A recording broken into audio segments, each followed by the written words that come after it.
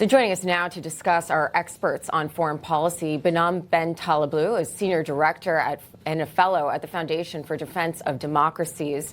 Welcome. It's great to have you. Of course, these circumstances incredibly important. We're hearing so many differing reports because of the lack of internet, because the government is coming out denying so many of these claims, as Trent just said. But with Iran closing its airspace last night, Behnam, the U.S. moving troops in the area, and the UN Security Council holding an emergency meeting today to discuss these deadly protests. So what's your assessment of the next 24 hours in the region? I would say it's a pleasure to be with you. Good morning. I would say that all eyes still remain on U.S. President Donald Trump. This could be a walk back, but a walk back towards something much more massive. There still is a carrier strike group headed towards the Persian Gulf.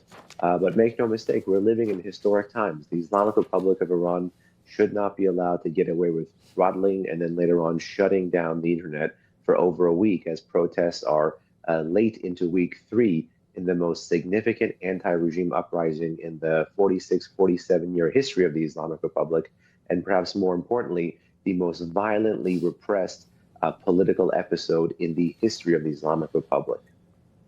Interesting. Well, as you said, it's been almost a week since the government imposed internet blackout across the country. And now we're hearing that one form of connectivity in terms of the satellite service, Starlink service, government officials are going door to door, hunting down users and confiscating dishes. This is a very stark and very dark situation here, Carla. So what information do we have to rely on other than what we're seeing in terms of people fighting for their freedom as it relates to the America's policy? President Trump is saying that, you know what, all options are on the table, but the clock is ticking. What say you?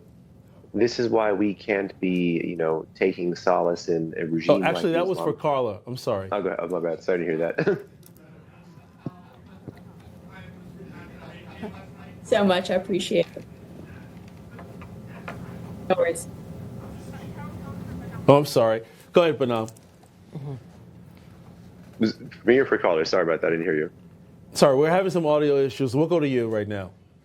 Okay, sure. So no doubt when the regime is literally going door to door, grabbing these satellites, taking them out, doing much more than just finding the families that it finds these small Starlink receivers in, by the way, that just tells you how terrified they are of videos and images getting out of the red line that Donald Trump had set being massively crossed. There's reports of 12 to 20,000 killed in Iran right now. The dribs and drabs that have come out, the body bags, the morgues, the fact that this is a regime that is charging families to take the bodies of their loved ones back, to charge them for the bullets used to kill these folks. This is literally terrifying. So the regime knows it has grossly crossed Donald Trump's red line.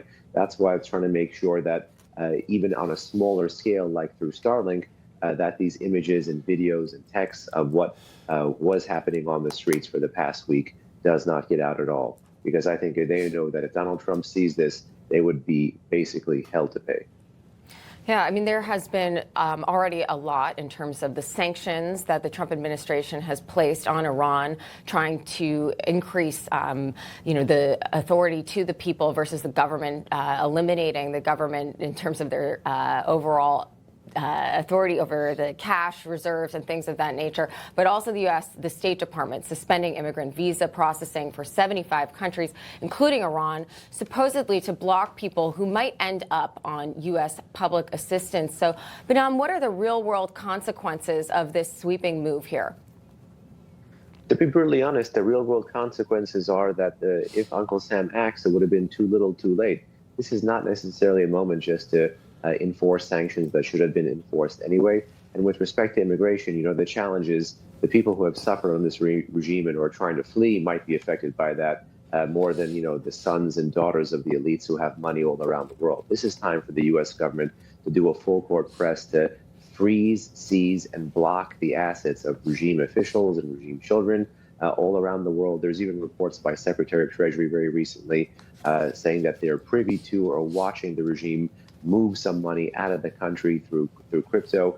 I say this is high time Washington sees that, use that as leverage, or potentially turn that into a strike fund if they can't get that money to be used to foster more defection. So really, we can't talk about measures that during a period of peacetime should be used to defend U.S. national security versus a period of conflict.